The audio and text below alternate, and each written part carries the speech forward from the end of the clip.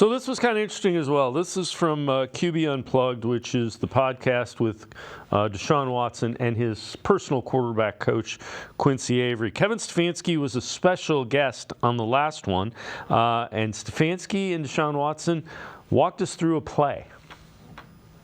What we're trying to do is make the play look like something, and then it's not. Yep. And with Nick Chubb back there, we're under center in this formation. We're trying to make this look like wide zone football. So those initial steps for the defense should look like that. And then this is a max protection, so we're keeping Dave in up top, and he's pass blocking. What's so interesting about this play is this protection is not – we don't want to test this protection, meaning this protection is not going to block up every type of pressure. And guess what? Here's Deshaun under center, and they're bringing a pressure into it. So first things first, he should look over the sideline and be like, hey, dude, don't call that in that pressure. But what do is you call plays thinking about players. Okay. And what happens on this play is our players make this work. And you'll see our guard here, in this case I think it's Wyatt, he pops out originally thinking he's going to go help Dave Njoku. Instead, he feels that pressure coming. He's able to come back. So now Deshaun has to navigate a loud pocket. We always talk about, hey, it'd be great to have a clean pocket every single time. That doesn't happen. So here's Deshaun navigating a clean pocket, able to step up into that pocket and then deliver a ball to Elijah on really what amounts to a double move. Yeah, definitely. And I think I saw the pressure. And usually on play action, we take about, 8 to 9 steps. I kind of quickened my steps up a little bit, stepped up in the pocket. And I think this game was the first game where it was super rainy. So for me, you see Elijah wide open, I don't want to overthrow him. Right. You're not going to miss a wide open guy like that. So I give him a catchable ball, and, the rest is up to him. And Tim, it's really interesting just to hear Kevin Stefanski about, you call plays thinking of players, and Deshaun Watson, he's open, it's wet, just don't overthrow him. Those are the two things that really stuck out. And hearing guys talk through plays, listen to what they're saying.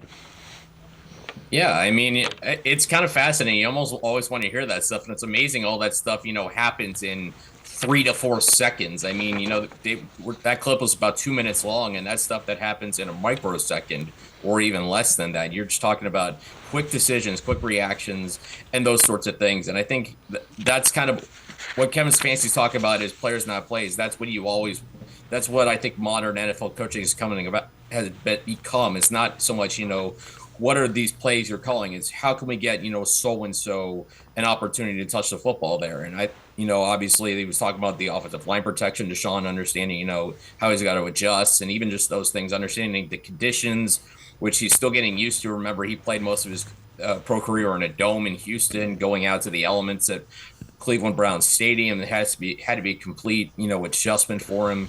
Understanding, just get the ball to a wide open receiver, don't overthrow him again. All that stuff you have to think about in about a short window that's about 3 seconds long. It's absolutely tremendous, the processing ability that these quarterbacks have just to play, at the NFL level, let alone play at an elite level. Yeah, the other thing is, think about Kevin Stefanski saying you're trying to call plays for players. Think players, not plays. How much do you think he wants to coach Deshaun Watson, given that and given the quarterbacks that he's – and it's nothing against any of the other quarterbacks. Deshaun Watson has the most skill by far of any of the quarterbacks he's had, including Kirk Cousins.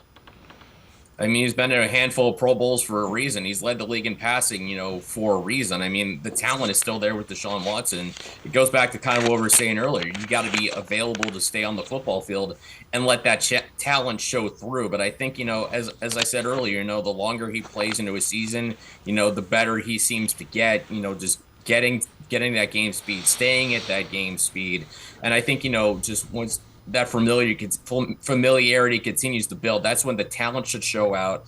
And I think, after these last 2 seasons, I know there's, changes with the offensive staff. They brought in Ken Dorsey. They brought in Andy Dickerson. So they're going to probably have some tweaks to the offense, especially on the offensive line, as far as scheme and whatever. But Stefanski still has a pretty good idea of what he and Deshaun Watson wants Deshaun Watson to do and what Watson likes and those sorts of things. And going into year 3 of this partnership, as long as Watson stays healthy again, no reason he shouldn't be able to produce the way you would expect him to, given what the Browns gave up in the trade and how much money he's being paid.